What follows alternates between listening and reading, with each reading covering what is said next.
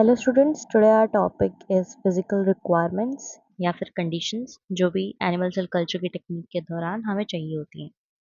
As we have started in previous videos कि animal की culture हमारा टेक्निक होती है एनिमल सेल्स को ग्रो करने की आर्टिफिशियल कंट्रोल एनवायरनमेंट में इन विवो कंडीशंस के अंदर ग्रो करा रहे हैं, तो हमें उसको कुछ मीडिया देना पड़ेगा ग्रो होने के लिए, यानी कि कुछ उसको न्यूट्रिएंट्स चाहिए जिसकी मदद से वो अपने ग्रोथ फैक्टर्स को यूज़ करके हॉर्मोन्स को यूज़ करके ग्रो हो सकता है। फॉर एग्जांपल सीरम यूज़ करते हैं हम एनिमल कल्चर्स में मेनली, जिसकी वजह से हमें सेल्स के अंदर ग्रोथ का फैक्टर इंक्रीज हो जाता है। इस वीडियो के अंदर हम पढ़ेंगे कैसे कैसे डिफरेंट टाइप्स ऑफ मीडिया हम यूज़ करते हैं एनिमल सेल कल्चर्स के अंदर। Why do we need media? क्योंकि एक सूटेबल ग्रोथ मीडिया का चूज़ करना, सिलेक्शन करना बहुत ज़्यादा इम्पोर्टेंट होता है प्रॉपर इन विट्रो कल्चर के अंदर। मीडिया डिपेंड करता है कि किस टाइप का सेल हमने लिया है और इसकी रिक्वायरमेंट क्या-क्या है। In animal cell culture, the culture medium is critical for supporting growth, survival, and proliferation of cell outside the organism. There are several types of media characterized based on their composition, complexity, and purpose. तो जो classification होती है types of media, वो हमें दो type से मिलती है, natural media and the artificial और सिंथेटिक मीडिया। मीडिया के अंदर होता क्या क्या है? विटामिन्स होते हैं, अमीनो एसिड्स होता है, ग्लूकोज, इनऑर्गेनिक सॉल्ट्स, सीरम और हॉर्मोन्स। ये सब कॉन्स्टिट्यूएंट्स जो होते हैं वो मीडिया के अंदर होने चाहिए इन प्रॉपर अमाउंट, ताकि इस सेल्स का ग्रोथ हो जाए। नेचुरल मीडिया की अगर हम बात करते हैं तो ये नेचुरली अकरिंग होते हैं, यानी कि जो बायोलॉजिकल फ्लूइड्स हो गया, कोएगुलेट्स हो गए, टिश्यू एक्सट्रैक्ट्स हो गए, इनका यूज करके हम मीडिया बनाते हैं और ये मीडिया के अंदर मेजरली कंपोनेंट्स मिलते हैं। तो प्लाज्मा, सीरम, टिश्यू एक्सट्रैक्ट का हम यूज़ कर सकते हैं और मेनली नेचुरल सब्सटेंस होते हैं जैसे कि biological fluids, coagulants, clots, tissue extracts. Biological fluids में हमारे पास प्लाज्मा आ जाता है, सीरम आ जाता है, लिम्फ, प्लूरल फ्लूइड्स जो कि ऑर्गेनिज्म में प्रेजेंट होते हैं और जिनके अंदर न्यूट्रिएंट रिच होता है, कि जिनके अंदर विटामिन, अमीनो एसिड्स बहुत ज़्यादा अमाउंट में पाए जाते हैं। कोएगुलेंट्स यानी कि प्लाज्मा फ्रॉम हैपरनाइज्ड ब्लड। हैपरनाइज्ड ब्लड यानी कि ऐसा ब्लड जिसके अंदर हैपरिन है, और एक हैपरिन एक ऐसा सब्सटेंस होता है जो कि ब्लड के अंदर क्लॉट बनने नहीं देता। तो प्लाज्मा में क्लॉट्स ना बन जाए, इसलिए हम हैपरनाइज्ड ब्लड से इसको आइसोलेट करते हैं। सीरम और फिब्रिनोजन से भी हम इस सब्सटेंस को ले सकते हैं।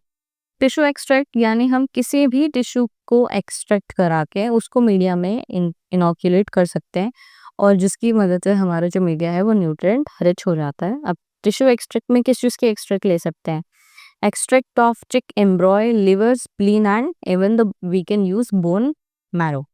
दे are complex, not chemically defined and vary in composition. ये केमिकली डिफाइंड नहीं होते हैं, नेचुरली प्रोडक्ट्स होते हैं हमारे।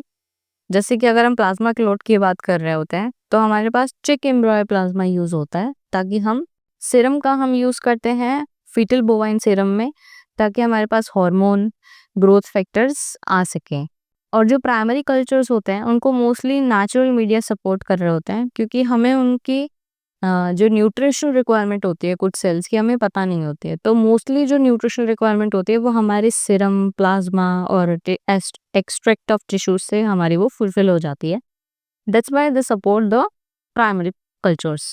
नेक्स्ट इज आर सिंथेटिक, यानी कि ऐसे मीडिया जिसके अंदर बेसल मीडिया तो है लेकिन हमने उसको सप्लीमेंट कर रखा है विद द सीरम, हॉर्मोन्स और ग्रोथ फैक्टर्स। बेसल मीडिया जो होता है इसके अंदर ये एक फाउंडेशन की तरह हेल्प करता है कल्चर मीडिया के अंदर, और हम इसको सप्लीमेंट करते हैं विद अदर कंपोनेंट्स। जैसे कि अगर हम मीडिया टाइप की बात करते हैं MEM, that is minimum essential media के अंदर, इसके अंदर जो कंपोनेंट मिलते हैं that is amino acids, vitamins, glucose and salts, जो कि बहुत कॉमनली यूज होता है एडरेंट सेल लाइंस के लिए। किसके लिए यूज होता है? एडरेंट सेल लाइंस के लिए। आर्टिफिशियल मीडिया के ही कुछ टाइप्स होते हैं, जैसे कि सीरम फ्री मीडिया है हमारे पास। सीरम फ्री मीडिया यानी कि इसके पास कोई भी एनिमल सीरम नहीं होता है, इसको हम डिफाइंड ग्रोथ फैक्टर्स से, हार्मोन से, प्रोटीन से इसको सप्लीमेंट करते हैं और ये कस्टमली डिज़ाइन्ड होता है स्पेसिफिक सेल लाइन के लिए। और इसके एडवांटेजेस क्या हैं कि वेरिएबिलिटी सेल लाइन की बहुत कम हो जाती है और प्रोडक्ट्स का प्यूरिफिकेशन बहुत ज़्यादा ईज़ी हो जाता है और रिप्रोड्यूसिबिलिटी भी बहुत ज़्यादा बढ़ जाती है। इसके अंदर एग्जांपल की अगर हम बात करें तो बोवाइन सीरम एल्ब्यूमिन के प्रोटीन फ्रैक्शंस को भी हम कई बार सप्लीमेंट कर सकते हैं। Next is our serum containing media. इसके अंदर हम सीरम्स को ऐड करते हैं मीडिया के अंदर, जैसे कि ह्यूमन का सीरम हो गया, बोवाइन का सीरम हो गया, इक्विन को हो गया, ऐसे सीरम्स का हम यूज़ करते हैं। कॉम्प्लेक्स मीडिया के अंदर इन मीडिया के अंदर अलग-अलग कंपोनेंट्स के अलग-अलग कंसंट्रेशन प्रेजेंट होते हैं, जैसे कि हैम्स न्यूट्रिएंट मिक्सचर्स और मिनिमम एसेंशियल मीडियम। फिर होता है हमारे पास एक chemical defined media. Chemical defined media के अंदर बेसल मीडिया में ही हम काफ़ी सारे केमिकल्स ऐड करते हैं ताकि हमारे मीडिया की जो न्यूट्रिएंट रिचमेंट है वो इंक्रीज हो जाए। कुछ एग्जांपल्स हैं इसके, जैसे कि PBS, phosphate buffered saline, DPBS यानी कि Dulbecco's phosphate buffered saline, HBSS Hank's balance salt solution भी बहुत इंपॉर्टेंट है। और next is our EBSS Earle's balance salt solution.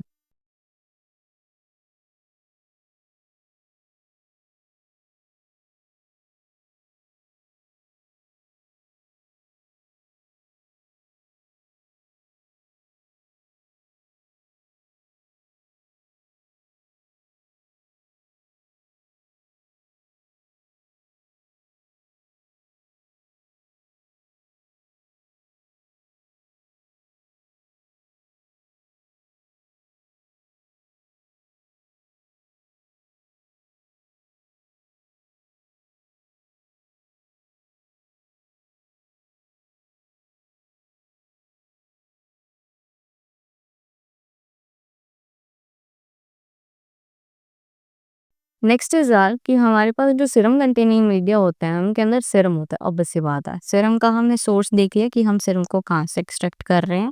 Serum कितना ऐड होता है, that we use 10 to 10%। Good source होता है अमीनो एसिड्स का, वाइटामिन का, कार्बोहाइड्रेट्स का, लिपिड्स और हॉर्मोन्स का। प्रोवाइड करता है adhesion factors to the substrate ताकि जो सेल्स एडहेरेंट होते हैं सरफेस से वो क्या कर सके, आसानी से अटैच कर सके और ग्रो कर सके। एल्ब्यूमिन, ट्रांसफेरिन और फिब्रोनेक्टिन जैसे सब्सटेंसेस उसके अंदर प्रेजेंट होते हैं जो acts as a buffer. Serum एक बफर की तरह भी एक्ट करता है जो कि हमारे पीएच को मेंटेन करता है। सीरम एक येलोइश फ्लूइड होता है और ट्रांसपेरेंट होता है after the removal of fibrin and cells from the blood. Blood में फिब्रिन और सेल्स को रिमूव करने के बाद जो ट्रांसपेरेंट फ्लूइड और येलोइश फ्लूइड बचता है उसको हम क्या बोलते हैं, सीरम। एंटी ट्रिप्सिन प्रॉपर्टी होती है इसके अंदर। और सीरम अगर हम किसी भी मीडिया के अंदर यूज़ कर रहे हैं तो वो मीडिया के एग्जांपल्स क्या हैं, जैसे कि बोवाइन काफ़ी यूज़ कर सकते हैं सीरम में, अडल्ट हॉर्स सीरम यूज़ कर सकते हैं, फीटल बोवाइन सीरम हम यूज़ कर सकते हैं। इसके कुछ डिसएडवांटेजेस भी होते हैं, जैसे कि हमें सीरम का एग्जैक्ट कॉम्पोजिशन नहीं पता होता, दैट इज इसके अंदर कंटामिनेशन आ सकती है। इसके अंदर साइटोटॉक्सिक कंपाउंड भी प्रेजेंट हो सकते हैं और डिपेंडेंस हो जाते हैं हम केटल के ऊपर कि हम केटल से ही इसको एक्सट्रैक्ट कर रहे हैं, तो वो भी एक डिसएडवांटेजेस है। एक्सपेंसिव इंग्रेडिएंट होते हैं इसके अंदर because it is not easy to just कि हम केटल को ब्लीड करा रहे हैं तब उससे सीरम को एक्सट्रैक्ट कर रहे हैं, तो बहुत एथिकली भी ये रॉन्ग है। ये कुछ इसके डिसएडवांटेजेस थे। प्रोटीन्स की अगर हम बात करते हैं इसके अंदर एल्ब्यूमिन, ट्रांसफेरिन और फिब्रोनेक्टिन। फिब्रोनेक्टिन जो होता है वो सेल के अटैचमेंट में हेल्प कर रहा होता है और जो हमारा ट्रांसपेरेंट है वो आयरन को बाइंड कर रहा होता है सेल्स के अंदर।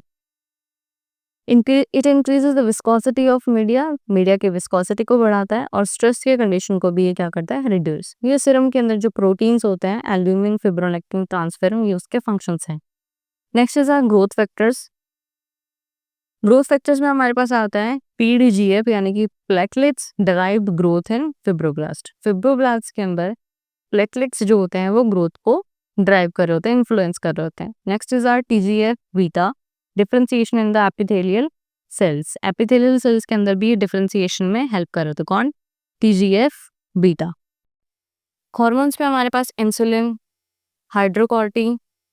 इंसुलिन यानी कि जो ग्लूकोज और अमीनो एसिड्स के अपटेक्स में हेल्प करता है और हाइड्रोकॉर्टिक यानी कि जो सेल अटैचमेंट में हेल्प करता है। ये कुछ हॉर्मोन्स हैं जो कि सीरम सीरम कंटेनिंग मीडिया में फंक्शन कर रहे होते हैं। Next is our minerals. Minerals में आयरन, कॉपर, जिंक, इनका अलग अलग फंक्शन होता है। इनहिबिटर्स में like I said TGF beta acts as a inhibitor. TGF beta जो होता है वो सीरम कंटेनिंग मीडिया के अंदर इनएक्टिव फॉर्म में प्रेजेंट होता है और प्रोटीन्स और अदर प्रोटीन्स के साथ बाउंड करता है और इसको प्रोटीनेजेस चाहिए होता है एक्टिवेशन के लिए, जैसे कि प्लाज्मिन, और फिर ये एक्टिव होता है और सेल्स को अफेक्ट करता है। इनहिबिटर्स में हमने इसको इसके लिए क्यों बोला है, क्योंकि ये सेल की ग्रोथ को इनहिबिट कर रहा होता है अगर ये हायर लेवल में प्रेजेंट होता है सीरम में। लिपिड्स प्रेजेंट होते हैं मीडिया के अंदर जो अलग अलग फंक्शंस कर रहे होते हैं। Next is our nutrients and metabolite, जैसे कि अमीनो एसिड्स हो गया, ग्लूकोज हो गया और कीटो एसिड्स हो गया। Next is our physiological conditions. Medium के अलावा कौन सी ऐसी कंडीशंस होती हैं जो हम सेल के कल्चर को चाहिए होती हैं ग्रोथ के लिए।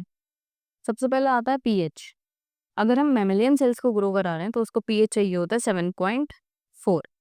ट्रांसफॉर्म सेल अगर कल्चर हो रहा है तो उसको पीएच चाहिए होता है 7.0 to 7.4, little basic. Next is our fibroblast cell line, इसको भी 7.4 टू 7.7, यानी कि सबसे कम जो बेसिक चाहिए होता है वो चाहिए होता है मैमेलियन सेल को, उसके बाद चाहिए होता है ट्रांसफॉर्म सेल को, then fibroblast cell line. Next is our insect cell line, ये थोड़ी सी एसिडिक एनवायरनमेंट में सर्वाइव कर जाती हैं, दैट इज 6.2। और इसके जो इंसेक्ट सेल लाइन्स हैं वो हमारी होती हैं SF9 एंड SF21। अगर हम बात करते हैं बफरिंग के लिए, क्योंकि जो बफरिंग होती है वो पीएच पर डिपेंड करती है, मतलब पीएच को अफेक्ट करती है। अगर हम HEPES डालते हैं और CO2 बाइकार्बोनेट बफर डालते हैं तो पीएच अफेक्ट होता है। नेक्स्ट इज आर टेम्परेचर, कि होस्ट की बॉडी का जो टेम्परेचर था जहाँ से हमने सेल को आइसोलेट किया है, टेम्परेचर उस पे ऊपर डिपेंड कर रहा होता है। ओवर हीटिंग यहाँ पे प्रॉब्लम होती है, इसलिए हम जो टेम्परेचर होता है वो थोड़ा सा कम ही लेते हैं, एग्जैक्ट नहीं लेते, क्योंकि अगर हीटिंग हो जाती है तो वो सेल को डिस्ट्रॉय कर देता। First is our mammals. Mammals में 36 टू 37 डिग्री सेल्सियस चाहिए होता है। इंसेक्ट को थोड़ा कम चाहिए होता है, दैट इज 27 डिग्री सेल्सियस, क्योंकि ये थोड़े कोल्ड इन्वायरमेंट में भी सर्वाइव कर जाते हैं।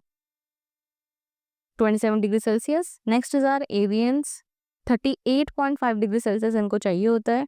और जो कोल्ड ब्लडेड एनिमल्स होते हैं वो कोल्ड में रहते हैं, ऑब्वियस सी बात है, इसलिए उनको लेस टेम्परेचर चाहिए होता है, यानी कि 15 to 26 degree Celsius. Next is our CO2 की कंसंट्रेशन कितनी होती है, 5 टू 7% कंसंट्रेशन चाहिए होती है हमें एयर के अंदर। और अगर हम एक्सोजेनस एयर का यूज कर रहे हैं तो हम मीडिया को बफर कराते हैं CO2 बाइकार्बोनेट से। For transformed cell lines our culture, और वो भी किसके लिए, जब हम ट्रांसफॉर्म्ड सेल लाइन को कल्चर करा रहे होते हैं तब। तो CO2 की कंसंट्रेशन कितनी चाहिए होती है, 5 to 7% in air. That's it for today's video. I hope you have liked this. Substrates and hormones will be covered in the next video. So stay tuned.